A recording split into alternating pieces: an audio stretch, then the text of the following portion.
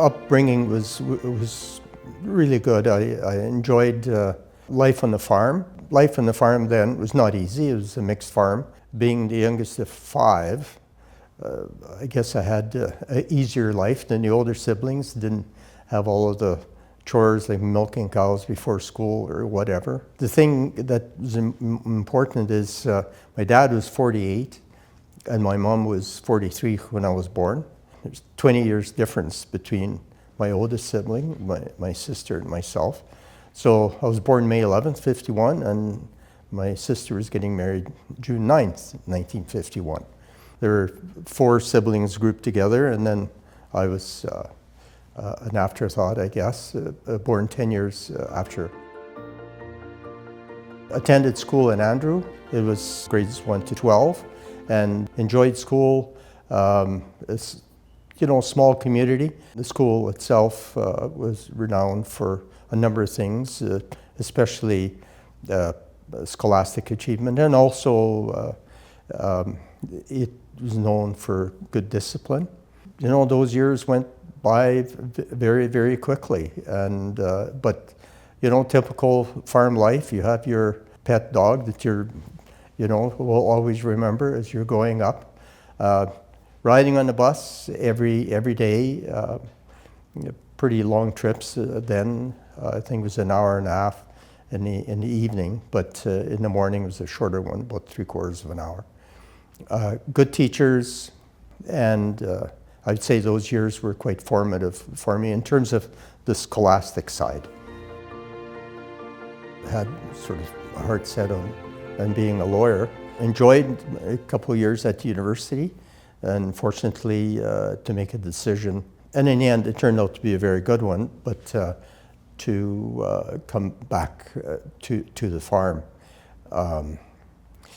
There's a tradition, and it may be the same tradition through other families and that, but with the Ukrainian family, if the oldest son, of course, gets you know, the home quarter, and that's what happened to my brother, and of course when he passed away.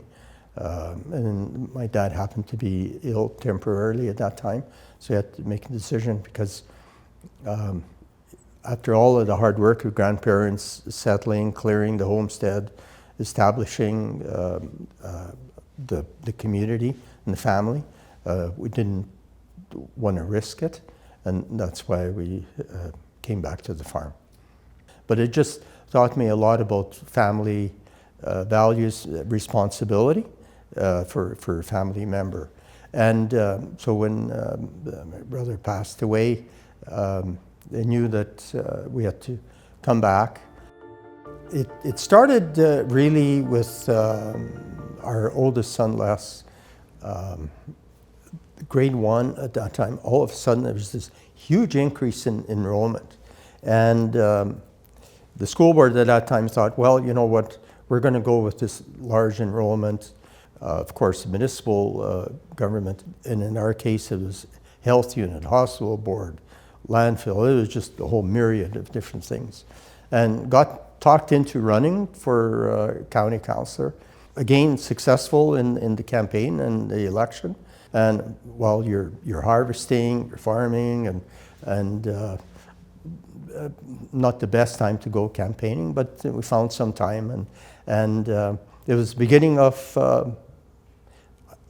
I hate to use the word career in politics, but it definitely was the start of my political life. You know, when you look back in life, you look at these little things that have happened that sort of change direction. In 1992, we had, you know, it was a good crop, but it was a very, very wet year, and we had difficulty taking the crops off in good condition. So I was buying barley for feeding the pigs, and what happened was,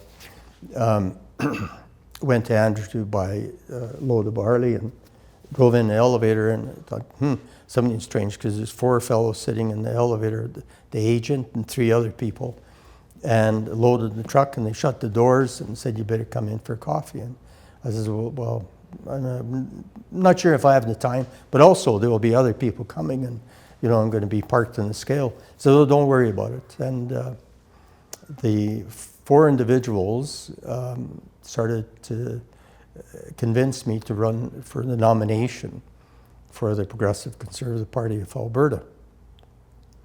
And although I had a strong interest in politics, but we were busy, and a few weeks after, still the prodding, and said, okay, well, we'll run for nomination. And nomination meeting was in Mundare. It was a very large meeting, largest one for rural, at least in 1993, April. And we won the nomination, and that was the start. You expect the campaign to be in fall of 1993, and I remember exactly the quarter section I was on seating when Premier Klein said we dropped the writ and the election is going to be June 15th. And here I am, 4 kids at home, we're farming and got a campaign. So we put the crop in, had a very good, strong campaign team, and we covered most of the constituency, and we won the election against a candidate for the NDP, sitting incumbent MLA, Derek Fox, who was quite popular. But as well, and you'll hear different things from various politicians, but there's always a little bit of luck. And in my case, the constituency was redrawn, so all of the county of Lamont was in the constituency, and people knew who I was.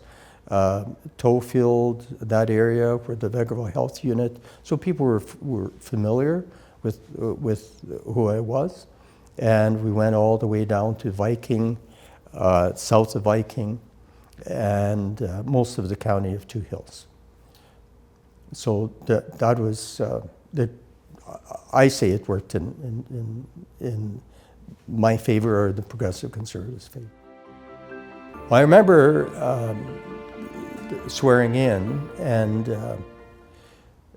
Marie was with me, and she took a picture of me, walking up the front steps. But I'll never forget that, because just the majestic columns, the strength of the building, and thinking, here I am, elected, farm kid from Andrew, going up the steps in the Legislative Assembly. And maybe that's why my number, MLA number, is 649. It's just maybe luck, but definitely hard work involved, but something that I didn't set out to do when I was in school. To me, it's listening, being visible, being in the community, but listening. And the reason I say that is that, we all have certain opinions, certain beliefs. But when I say listening, and if somebody comes forward and, maybe has a different opinion or a belief, listen to them. And you don't have to counter with your own belief. That's most important. And the other is find a way of taking some time with your family. This is a responsibility that does take you away from home. There's no doubt about it. And it's the important birthdays of your family, or it might be a funeral in the family. All of these things, graduation, your children, are all important, and they go by very quickly. The years go by, and there's one thing I've noticed, and I've learned watching some of the MLAs that were elected in our legislature, that when they were done, they might not have had the business to go back to, or especially a family. And if you can keep your family, by your side and with you during the period of time that you serve as an elected official, that is a huge accomplishment. I had a difficulty with going with the chosen one, and thought that there should be other people running for the position, and knowing quite well it was an uphill battle, it was going to be a challenge. But also resigned in my mind that, I've been at this for quite a while, and if I win, fine. If I don't, it's a good time to retire from politics.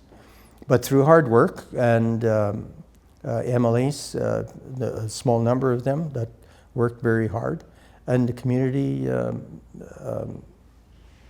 really joined the effort, and surprising, we won polls and the leadership in communities that we thought we wouldn't win a majority in many of the polls. So I thought we'd do well in rural, but Edmonton and Calgary really supported the final tally. So it was an experience, because again, it was just go, go, go. I remember walking into Premier Klein's office and saying, Premier, I decided to run for office, and I'm resigning my ministry.